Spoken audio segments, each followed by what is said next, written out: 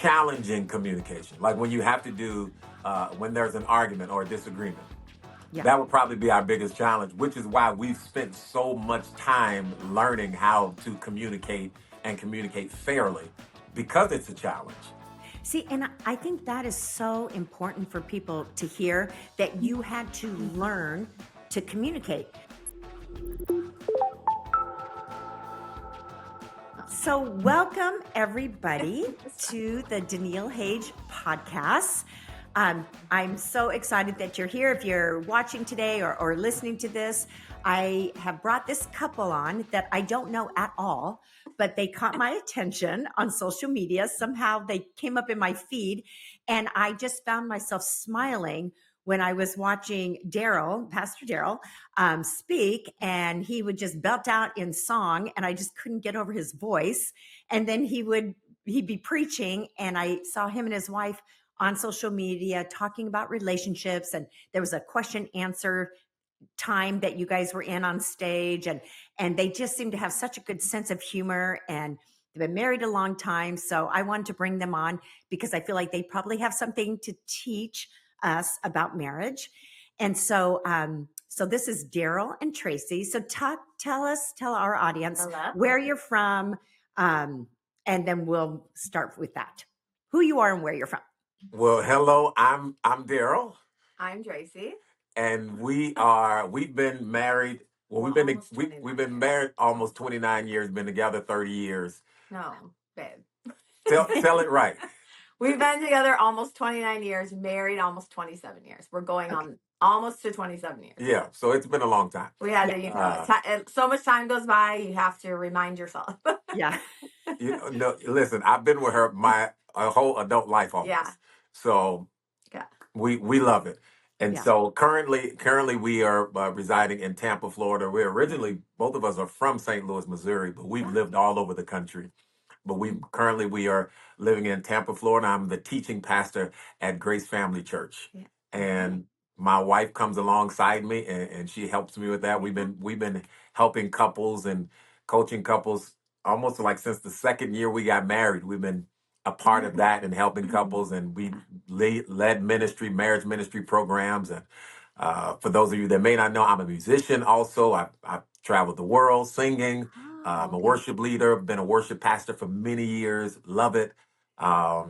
If you do, here's something you may not know, which I don't share a lot of, is some years back, I was on a TV show called X Factor. Oh my gosh. And I sang on that show. If you go Google it, you'll find it. I don't even want to tell you more about it, but you can go Google many years ago. You can Google it, you can find that. And I did that on the prompt and the daring from my wife and family. So, but yeah, that's and they us. have 5 children. Yes. It's a big family. Yes, 5 children.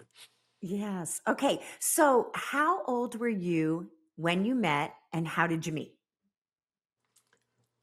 He was my waiter on my birthday. Yes.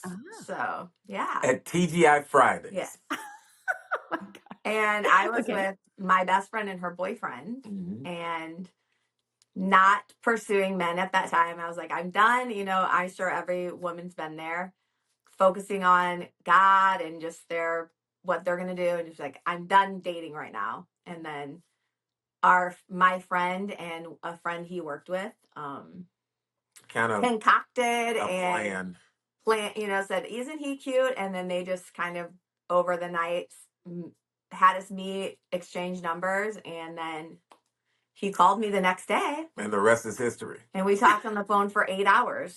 And the next day after that too. So our first conversation was 8 hours long. Oh my gosh. Yeah. See, that right there says that there was an immediate connection. Yeah. Yeah. The fact Absolutely. that you could talk for that long, you had a lot to talk about. We had a lot to talk about. It was just, I think we both felt comfortable. It was right. And the interesting thing, neither one of us were looking for anything. She wasn't looking for a man to come into our life. I wasn't looking for a woman to come into our life. It was just, hey, we're just two people who seem to like each other, and we just started sharing our story. Yeah. And before we knew it was 8 hours later. How old were you? I was 21. I was 22. Okay. It was my 22nd birthday. Yeah. So what was it, Daryl, about Tracy that you said, I am willing to forsake all others? This is it. She's the one for me. What was it about her? What attracted you to her?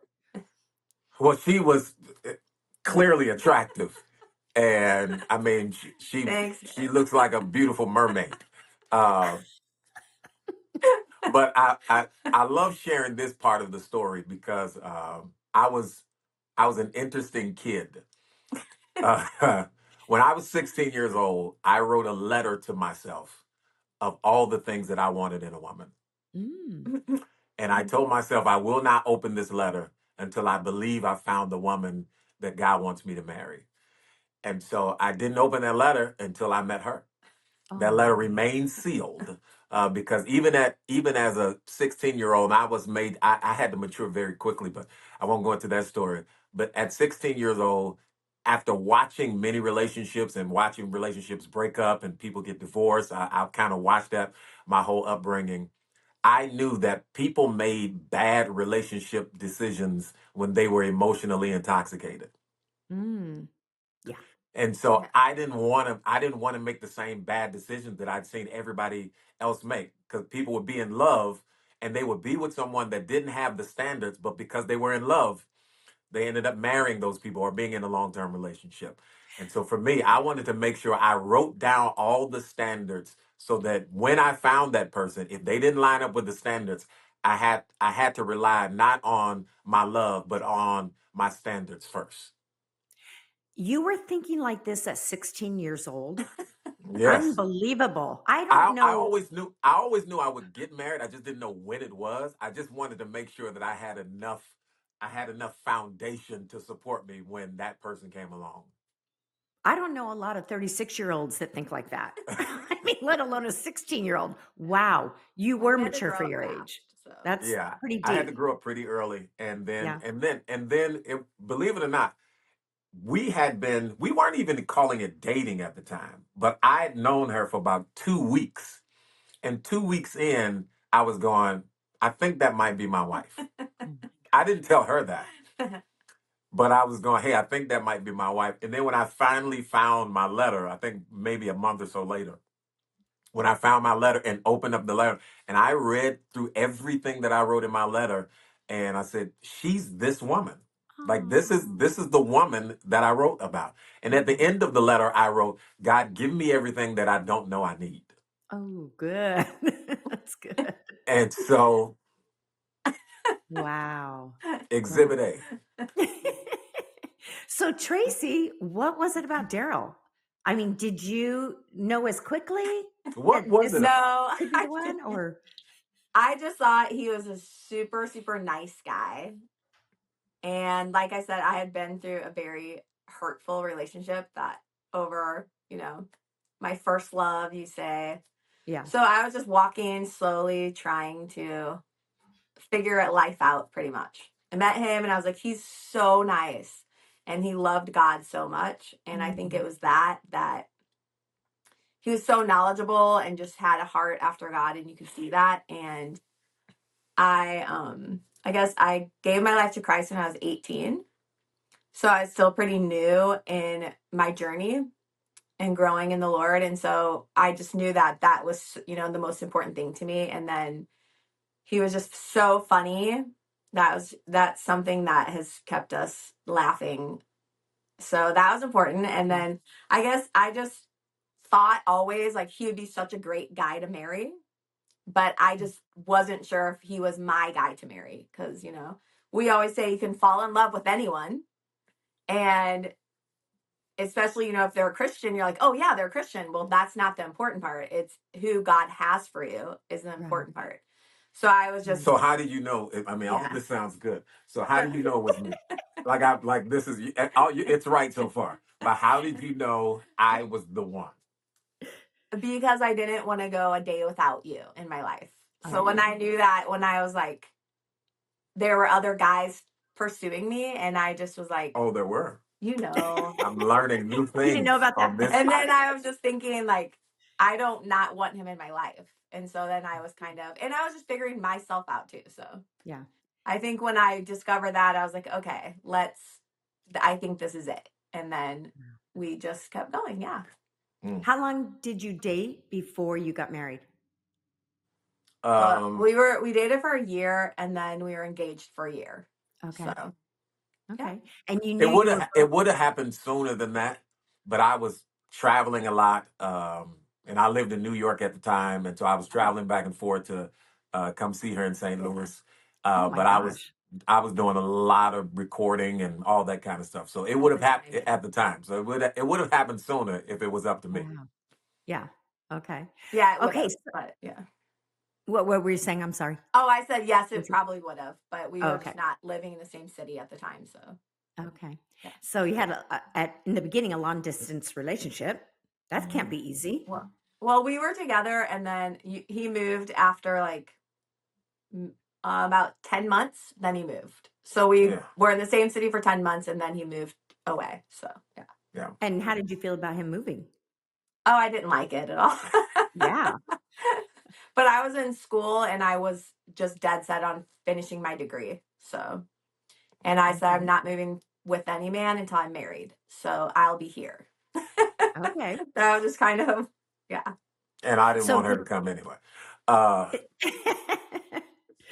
Did your parents did your parents, Daryl, like Tracy right off? And did your parents like Daryl? Is there a story there? That's a whole nother that's another podcast. Yeah. Okay. So my dad did not come to my wedding. He's no longer living, but he passed away in a car accident about 23 years ago. Mm-hmm. But he refused to come to our wedding, but later came around and apologized and said, I love you guys, and I'm glad you're together, and you're great parents, and that. So that was great. But my mom was just, she likes everyone. So, but she just, she did not like him, but she was just kind of like, I don't know, but now it's your turn.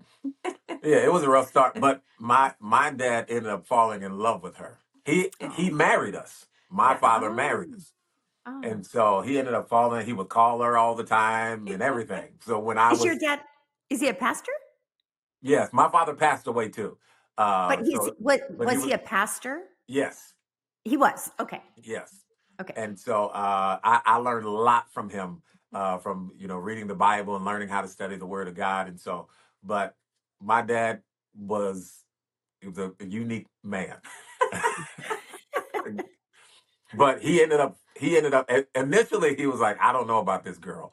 But then once he got to hang out with her, he was like, oh, I love her. Yeah. And so he would just call her, even when we were engaged and I was living in New York, he would just call and be like, hey, what are you doing? It's like this. She's like, your dad just called me. Like, really? He was. Yeah. So it's cute. He was fun. Yeah. So so after 28, almost 27, is it almost 28 years together? What would you say is your biggest challenge for you guys personally in your marriage? What's the biggest challenge, if there is one? What would it be? I mean, there are, of course, challenges always, but I would say, I don't know. I would say our biggest challenge is communication. And not in the general sense. Like we communicate fine, but I think challenging communication, like when you have to do when there's an argument or a disagreement, that would probably be our biggest challenge, which is why we've spent so much time learning how to communicate and communicate fairly, because it's a challenge. She thinks the way she thinks, I think the way I think, and so those often come to a head. And so we've learned tools from counseling that we've been in. We've created some tools and stuff because we know that those moments show up. Right. And so communication for us is the foundation of everything. And so it doesn't matter whether it's finances, whether it's sex, whether it's spending time, intimacy, whatever. It all starts with how you communicate. Right. And so for us, it is the area that we probably have the most education on. Yeah. Because we know that it's an area of contention. And so we always have to come back to, hey, what tools do we have? What did we learn? Right. And are we using those things effectively? See, and I think that is so important for people to hear, that you had to learn to communicate. Number one, because yes, you see the world differently. You're two different people coming together, becoming one, but you're still very individual. And I think people a lot of times go into marriage with this fantasy that, if we're the right ones, if he's the right one, if she's the right one, then we'll just naturally be able to make it work, naturally be able to communicate, naturally be able to resolve conflict. And what I'm hearing you say is you had to get educated. You had to educate yourselves to learn how to resolve conflict, how to communicate. And I think that's huge, because I think everybody needs that education. And then we have to practice it. We don't always get it right. I know something that my husband was really good at, and we met very young, got married very young, and could talk for hours also. We had that in common. And we're both communicators. He's a preacher, and I speak too. We're both communicators, and I'm a woman. Most women are pretty verbal, right? But we had to learn how to resolve conflict in a constructive way, not a hurtful way. And I think if more people knew that going into marriage, and educated themselves, read the books, sought out the ones who are doing it and who have been married and gone the distance, how do we do it, rather than going, oh, I must have picked the wrong one, married the wrong one because we're arguing. No, everybody argues. Yeah. When I think you want. I was just going to add that I think another very important part to that is understanding, coming to the understanding how that we communicate differently. Yes. And once we better understood, okay, this is why I say these things, or like, for example, I'll apologize to him about if I do something, and then I'll go, well, I'm sorry, and this is why I did it. And he gets frustrated. He's like, I don't need to know why you did it.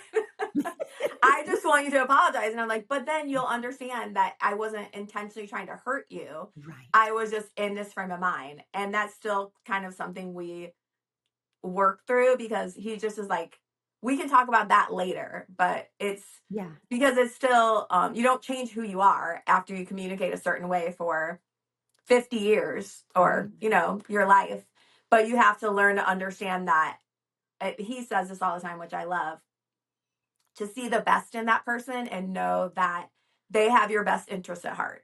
Right. And I think when you see it from that perspective, that it's easier to work through things because you don't feel defensive or like you're being attacked. So that helped us a lot, because we can both think about that and then accept that, and then walk in the tools and the practice, like you said, of communicating in a way that is resolve stuff. And I think that's so important, Tracy, what you just said. You're saying Daryl just says, I just want to hear you apologize. I don't care the reasons why you said, but for you, thinking about it, yes, I know that flew out of my mouth, but thinking about it, here's where it came from. Yeah. Because I was thinking or feeling this way, and so that came up, but I didn't mean it to sound that way. And what I was going to say earlier, my husband has made a habit of saying this. Okay, I want to tell you something, and I'm going to fumble it. It's probably not going to come out right, but just hear my heart. If you can just hear my heart, because I might mess it up. Yeah. And what that says is it immediately makes me defenseless, because I go, or disarms me. That's the word I want. Yeah. It disarms me, because I'm like, okay, he wants to communicate something, but he already knows ahead of time he might not say it right. And I think that's just disarming in any kind of relationship. Yeah. Like, I might need it a couple times to go around to say to say what I mean and to mean what I say. Because a lot of times we say things, but that's not what the meaning was behind it. Yeah. So and sometimes you got to give a person a few times to get it right. Yes. Because even the first time you say it, you're like, well, that's not really what I meant. Those are just the words I use. But let me get a couple rounds of this. And what I was going to share earlier is, it's amazing how you talk about the education. We've got to learn each other. It's amazing how much faith we have in something that we've never done before, that we don't do in any other market in our lives. True. When it comes to marriage, we have enough faith that we're going to get it right. But we don't have that same faith if someone wants to become a doctor. or a Yeah. lawyer. We don't just say, well, they'll get it right eventually just because they love medicine. They'll figure it out. No, that person goes to school for Right. almost 10 to 12 years and then they put it into practice. Yeah. Right. You have to do the same thing with your marriage. You cannot just jump into it and think that love will conquer all. No, you got to put some things in practice because Yes. you'll repeat what you practice. Yeah. Yes. So you got to invest. I tell couples all the time, you have to invest in the most important relationship in your life. We invest in our careers, but we don't invest in our marriage. Right. So you've got to invest in it. You got to spend time. You got to be educated. Like you said, you've got to read the books. Right. You got to find out who did it well. Surround yourself with some people who are successful, who can Yes. tell you, hey, here's how to do it. Because you can love someone and still the relationship go very sour because you just are not educated That's in right. how to handle challenges in your life. Yeah. And So so, good. yeah, love doesn't teach you how to be practical. Right. Right. So you got to learn those things. You have to learn those attributes that don't always come naturally. So So good. yeah. Okay, so we all know that euphoric state of being in love lasts for a time, but it starts to fade. After time, we Mhm. become very familiar with one another, and we know familiarity breeds contempt. So, how have you guys kept the romantic connection alive and spicy? Ooh, Well, we started off very alive and spicy, probably very. overboard alive and spicy. So it's been a little easier to maintain, but I think definitely as a woman, my intimacy is led by like our connection. So like I want to be intimate when I feel connected to you. Yeah. So I guess that has just working through that, then we can get back to that place if we fall away, like Yeah. having date nights, just talking, just spending time together, laughing, Yeah. and of course, most importantly, just putting God first. That's the most Yeah. important part. Yeah. So, what do So, you and want what to I heard you say right there, though, you just listed 3 or 4 things that make you as a woman, as Tracy, feel connected, laughing together, having a date night, conversation, spending time, quality time. All those things make you feel bonded and connected, Yeah. which for a woman makes her feel safe, Yes. which for a woman, she'll be a lot more vulnerable and uninhibited, especially in the bedroom, when she Yes. feels safe Yeah. and connected. Yeah. Yeah. Yeah. Yeah. Well, So you what, spoke for women. Let me speak for men then. okay, please I do. think like you said, over time things change, but they don't have to change that far. I think when you first get with someone, it's just unbridled passion. Yeah.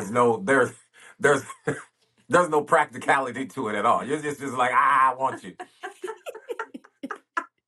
So it's all of that. Sorry. But I think over time, when you start putting things in between that, whether that's bills, kids, career, responsibilities, all Yeah. those Or things hurt. are Yeah. hurt, Yeah. Yes. trauma. Once all Sure. those things get in between that, it becomes a much more a Yeah. challenge. And so when I hear couples, when we hear couples say, "Oh, we grew apart," I say, "Well, grow back together.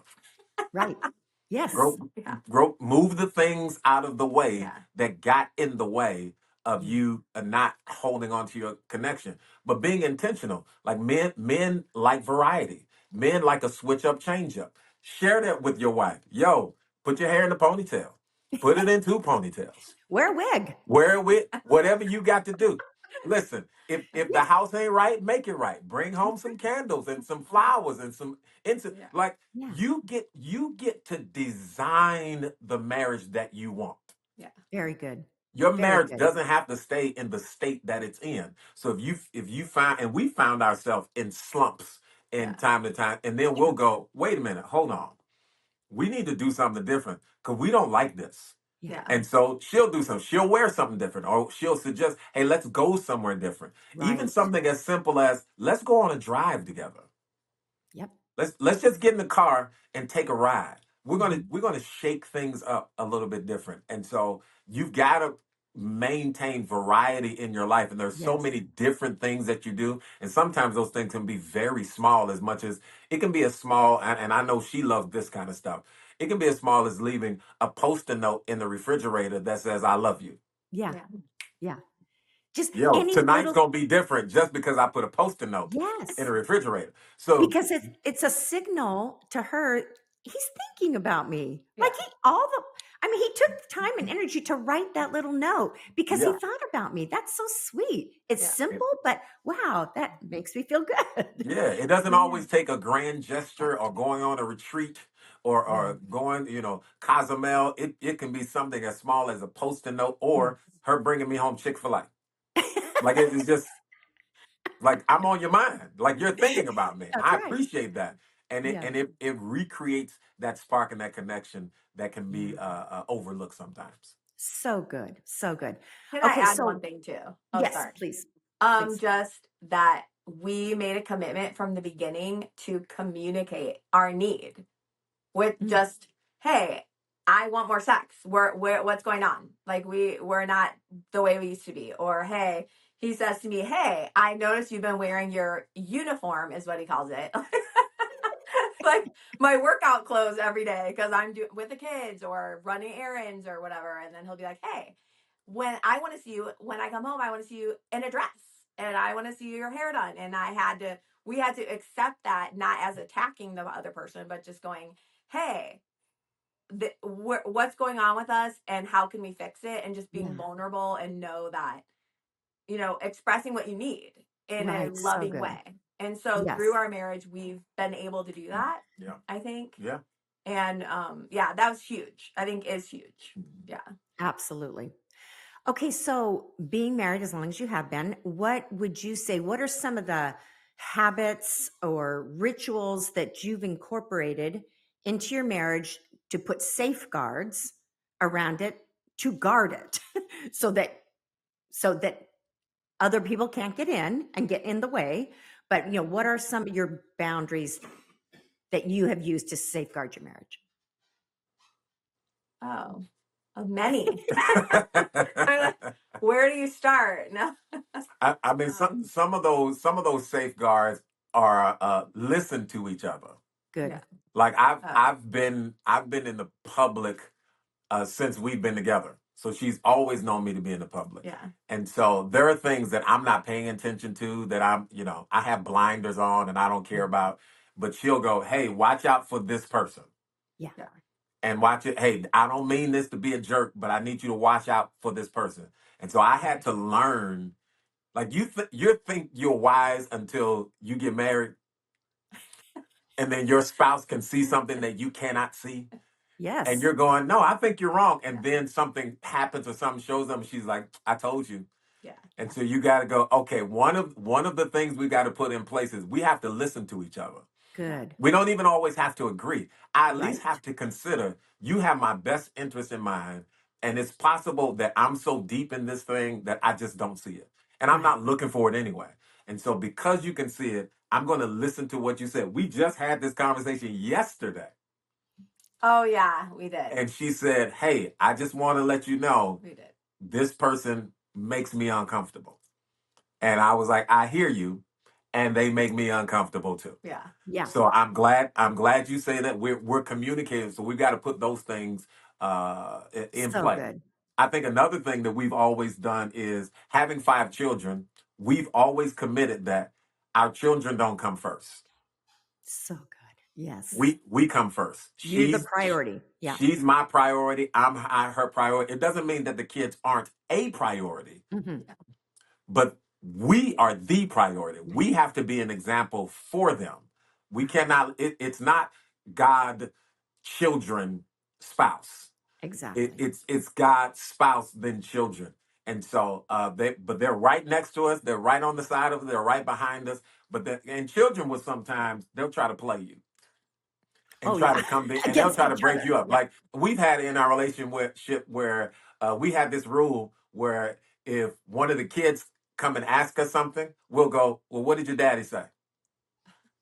What did your mama say? Good. Yeah. Because they'll try to play you. Oh, If, yeah. And so it's like, no, you're not trying to play me. I got to go sleep with that woman. So let me go find out what she said before you get me in trouble. And so we don't allow the children to we don't break us up. We don't allow a family, outside family, people who are not in the nucleus. We don't allow them to get in between us. And for me, it's always been, man, we're considering the best of each other over everything. Yeah. So, and those are some of the safeguards that we've put in place. And friends. Yeah. We've got friends that we constantly say, hey, speak into our lives. We give you the authority to see some stuff and to talk to us in ways that's going to help us grow. And we haven't always done it right. I mean, Yeah. we had to learn these things and Right. figure out like, hey, did not work, or this is not working, and come up with new ways over the years. And now, of course, over a lot of time, at this point, we figured it out more, but I'm sure like as life goes on, there are other things come into play. Yeah. There's different seasons in your life. Yes. So you'll have to come up with new safeguards and just understanding, because Yeah. There are things that I wish we had like in the first 10 years of marriage. Whether that was friends, whether there were two. I wish we had those things and it would have helped us a lot more, which is why we are so passionate about helping couples, because there were things that we just had to learn and we had to go figure out on our own. Right. And it's like, man, you don't have to go through that drama by yourself. There's resources, there are people out there that can help you get through that stuff. Well, we didn't have healthy marriages. Neither one of us in our home had healthy marriages to see as an modeled. Example. Yeah, modeled. So it was very hard in the beginning. Yeah. And over time, and then with, God's grace and prayer and just the word of God and like wisdom from other people, and counseling, a lot of things that you just have to be open to and willing and humble to receive. Yeah. To be able to work through all that. So. And see, what I hear you saying is that you're teachable. There is humility there. You're not coming out the gate saying we know it all.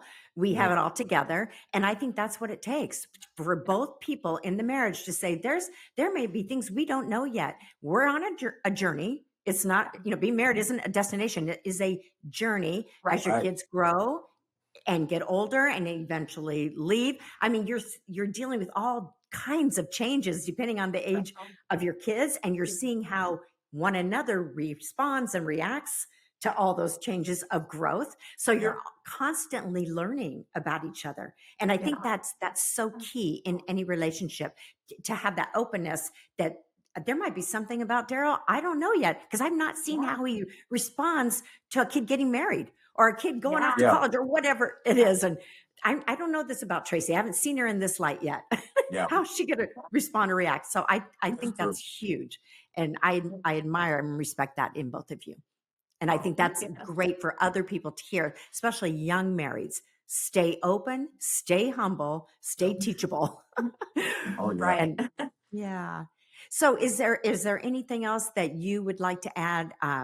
Something maybe that you teach people, or do you feel like is a common mistake that people make in marriage, or anything that we haven't discussed yet? I think we probably talked about this a couple of times. I think a common mistake that people make in marriage is that they think when they get hurt in a relationship, they think that person is coming for them. And so for me, I've always tried to maintain is she's not the problem and I'm not the problem. I know I'm not the problem. Of course. The problem is the problem.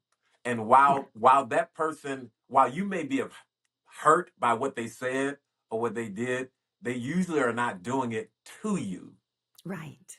You're the one that feels it the most, but they're not. When she's mad or yells, she's screaming, while I'm the recipient of that. It's not because I'm the problem. It's because that's how she's dealing with it. And so it's like, always consider the best.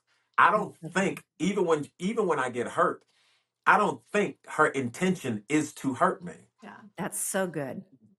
Did it hurt? Yeah. Did it sting? Did I not like it? But that wasn't the intention. Right. So one of the things I've learned to do over time is, like, she'll say, do you forgive me? And I say, I forgave you before you asked. Aww. Yeah. Like I don't need you to apologize for me to forgive you, because I know you didn't mean that. I didn't like it. Yeah. And I don't want to live with that unforgiveness or that bitterness or any of those things, because I know Right. I know that you didn't mean it to hurt me. Yeah. And so Yeah. I think that's one of the things that we kind of get wrong, that person is trying to hurt you. And I think if there's anything else that we may get wrong, and you can jump in on this, and you probably got a whole list of stuff too, is people, you talked a little about this. We think when we go through different seasons that we are growing apart. Mm. And sometimes you're just in a different season. When you first got together, you didn't have kids. Yeah. Right. And now you got kids, different season. Now those kids are wrecking the house, different season. Now they're growing up. Now it's terrible twos. So it's different seasons. It doesn't mean that something's wrong with your relationship. Oh man, we're not doing what we used to do. Yeah. Well, the season is different. Right.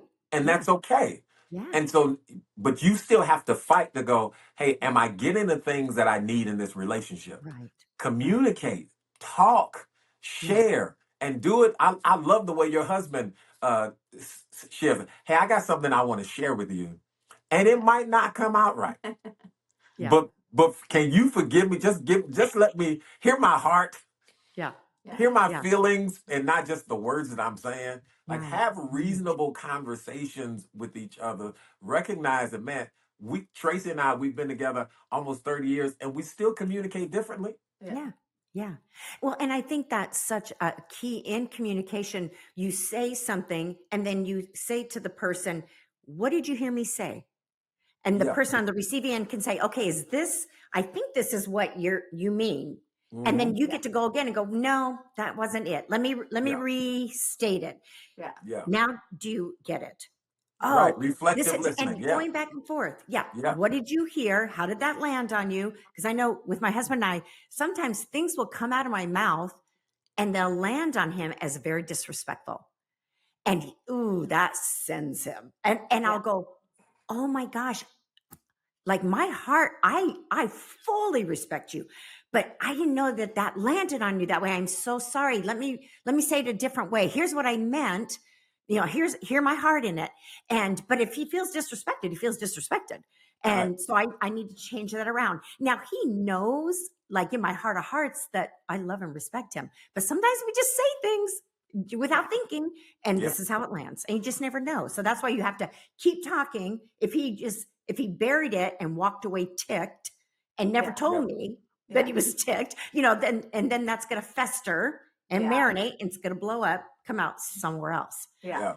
So Keep I think talking. You got to keep talking. Yeah. No matter how much it hurts, no matter what you say, you got to keep talking. Yes.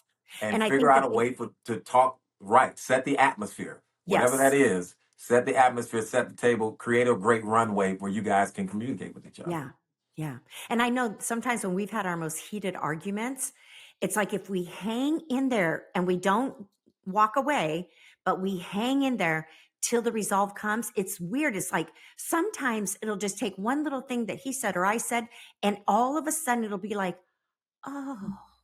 And it's weird. And I kind of think it's a spiritual thing, where it's like all of a sudden it's like, I get you. Oh, I get it now. Okay, I'm good. It's over. And then, of course, he wants to jump into the bedroom.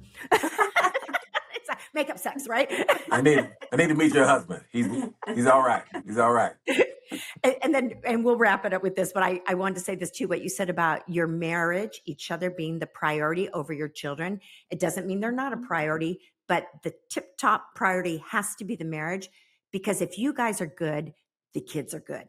The best gift you could give them is Daryl, you loving Tracy, and Tracy, you respecting Daryl. That will breed security in your children. They might see you fight, they might see conflict, but when they see you resolve it, it breeds such a security in them.